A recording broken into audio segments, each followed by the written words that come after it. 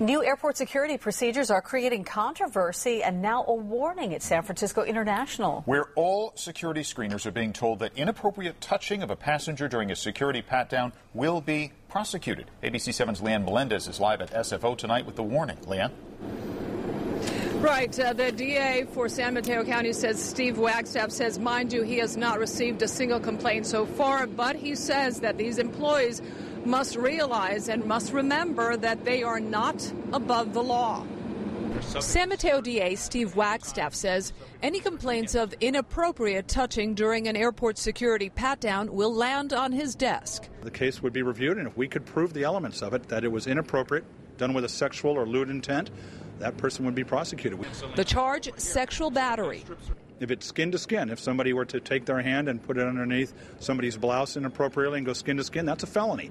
If it's done simply a touching over the clothing under California law, that's a misdemeanor. More pat-down searches are expected because some passengers are refusing to go through the image scanning device.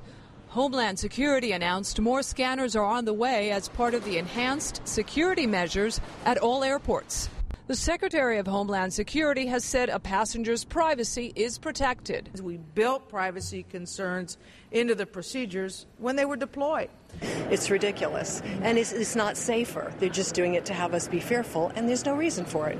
But most passengers we spoke to at SFO don't mind the enhanced security. I'd much rather go through a little kind of uncomfortableness and know that I'm going to be safe, or at least know that everything was done to protect me. A few do. Stranger groping you, basically. And here's what passengers need to know. Once you go through security, a TSA officer can ask you to submit to a pat-down. At that point, somewhere in that process, you get to a point where you can't withdraw. And you're going to be searched whether you like it or not. And these employees work for Covenant Aviation Services under contract with the TSA. Now, that company says they undergo the same kind of training and they must abide by the same rules and regulations as TSA officers. Any complaints go to that company and to the police department here at SFO. I'm live at SFO, Leanne Melendez, ABC 7 News. All right, Leanne, thanks very much. And if you've heard that the images from a body scanner are never saved, well, look at this. Technology website Gizmodo obtained 100 saved photos after filing a request through the Freedom of Information Act. These are just a few of the 35,000 photos that were stored on a machine at the federal courthouse in Miami. Gizmodo eliminated identifying features before posting them.